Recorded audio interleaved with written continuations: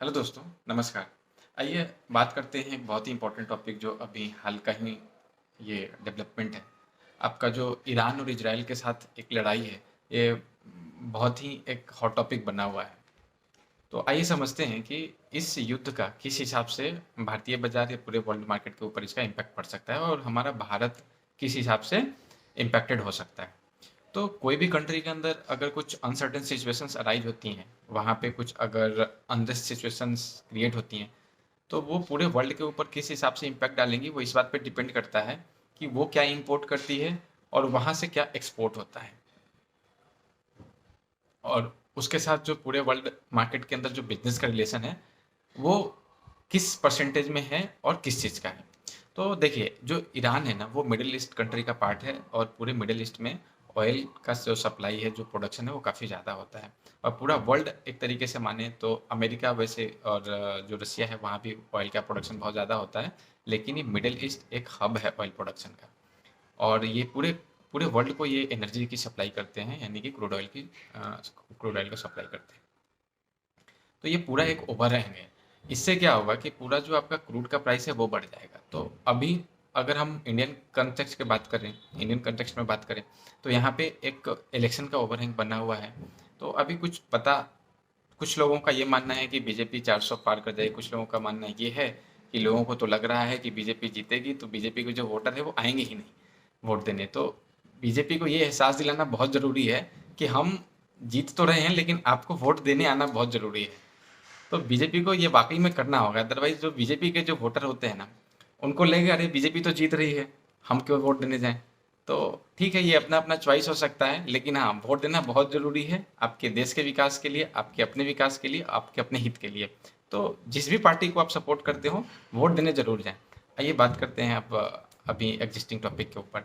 तो जो ये ओवरहैंग है, वो ओवरहैंग एक एक ना मतलब एक लॉन्ग टर्म तक सस्टेन कर सकता है अगर डी एस्केलेशन नहीं हुआ तो डी एस्केलेशन बहुत ज़रूरी है। अभी देखिए, अभी अगर अगर आप इजराइल की बात करें, तो इजराइल के सपोर्ट में अमेरिका है, यानी कि पूरा G7 कंट्री इजराइल को सपोर्ट कर सकते हैं। इजराइल अपने आप में एक बहुत ही ताकतवर कंट्री है। ईरान के पास भी ताकत मतलब पावरफुल कंट्री है, लेकिन अगर इजराइल अगर अगर ईरान अगर वो आपका जो ईरान है, ईरान को अगर किसी दूसरे कंट्री का सपोर्ट नहीं मिले लाइक रसिया और चाइना, तो वो सस्टेन नहीं कर पाएगी। लेकिन होगा क्या कि यहाँ पे एक जुगलबंदी सी हो जाएगी कि ईरान के ऊपर अगर अटैक हुआ, तो हो सकता है कि पूरा मिडल ईस्ट या कुछ मिडल ईस्ट का कुछ कंट्री ईरान को सपोर्ट करे। और अगर आप इजराइल की बात करें, तो इजराइल के साथ मिडल ईस्ट का संबंध अच्छा नहीं था, लेकिन अभी हाल ही के कुछ दिनों में यूएई वगैरह के साथ उनका कुछ टाई अप हुआ है। क्योंकि यूएई भी एक ग्रोइंग कंट्री है, वो चाहती है कि हर चीज़ को भुला के अब तक जो हुआ हुआ, लेकिन अब आने वाले टाइम में यूएई चाहती है कि हम बाकी दूसरे कंट्री के साथ भी अपना अपना रिलेशंस अच्छा करें, हमारा ट्रेड बढ़े और हम भी इंपोर्ट एक्सपोर्ट में पार्टिसिपेट करें। और इसी बीच ये एक घटना हो गई, तो हो सकता है कि एक बड़ा इम्पैक्ट देखने को मिले। लेकिन चूंकि दोनों ही एक बड़ी कंट्री है, तो हो सकता है कि ये डीएस्केलेशन हो जाए और ये ज़्यादा लंबा लड़ाई नहीं चले। लेकिन अगर युद्ध किसी भी कारण से टल नहीं पाता है, तो इसका इम्पैक्ट, सबसे बड़ा जो इम्पैक्ट है ना, वो क्रूड के ऑयल प्राइस के ऊपर होगा। तो देखिए, अगर हम बात करें कि बिजनेस के ऊपर, अगर हम इंडियन कंटेक्स्ट में बिजनेस के ऊपर बात करें, तो ईरान का इम्पोर्टेंस क्या है हमारी कंट्री के लिए।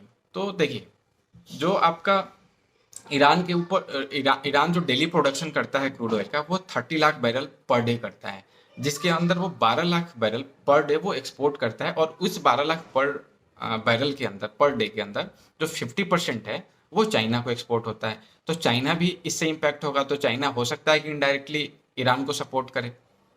और चाइना इसलिए भी सपोर्ट करेगा क्योंकि इजराइल अमेरिका का दोस्त है और चाइना अमेरिका के बीच में बनती नहीं है। तो हो सकता है कि ये ईरान को प्रोवोक भी करे।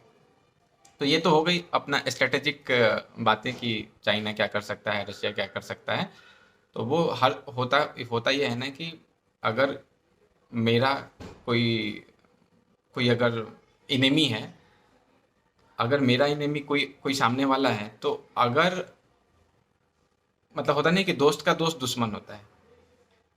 तो इस हिसाब से हम इस चीज़ को देख सकते हैं कि जो अमेरिका और चाइना के बीच बनती नहीं है, अमेरिका का इजराइल के साथ काफ़ी अच्छा संबंध है।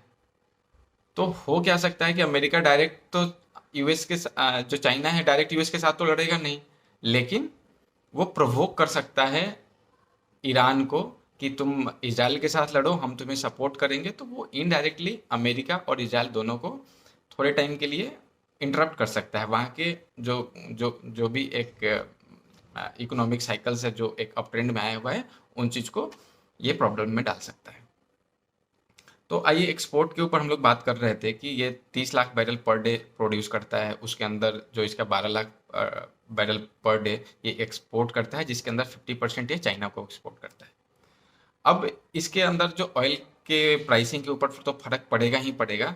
साथ में अगर आप ये देखेंगे कि इंडिया के साथ जो ईरान का जो रिलेशंस है, जो ट्रेड है, वो बहुत ही अच्छा नहीं था, लेकिन अभी कुछ टाइम से थोड़ा सा इम्प्रूव हुआ है।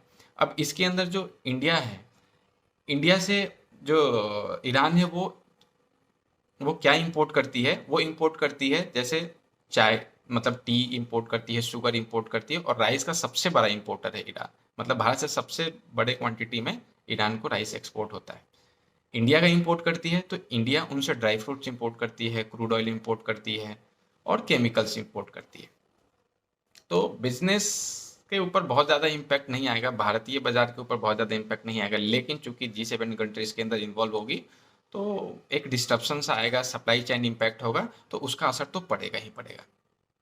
लेकिन ये जो मार्केट के अंदर करेक्शन होगा वो एक तरीके से अपॉर्चुनिटी लेके आएगा, लेकिन इस अपॉर्चुनिटी में आपको ये समझना है और ये देखना है कि आपको कौन सी कंपनी को लेना चाहिए और किस प्राइस पे लेना चाहिए। लेकिन करेक्शन हमेशा एक अपॉर्चुनिटी लेके आता है। आप कभी भी किसी भी टाइम पीरियड का आप रैंडम बेसिस पे अगर आप चार्ट उठा के देख लेंगे तो बाजार बिल्कुल अप ट्रेंड में ही दिखेगा। हाँ, कुछ टाइम के लिए जरूर एक करेक्शन आता है, लेकिन वो करेक्शन सिर्फ और सिर्फ अपॉर्चुनिटी लेके आता है, प्रॉब्लम लेके नहीं आता। तो चलिए, उम्मीद करता हूँ वीडियो पसंद आए। अगर पसंद आए तो ज़रूर फाइनेंस लर्निंग विद जय को, इस चैनल को लाइक, सब्सक्राइब और शेयर कीजिए। तब तक के लिए धन्यवाद। Thank you so much.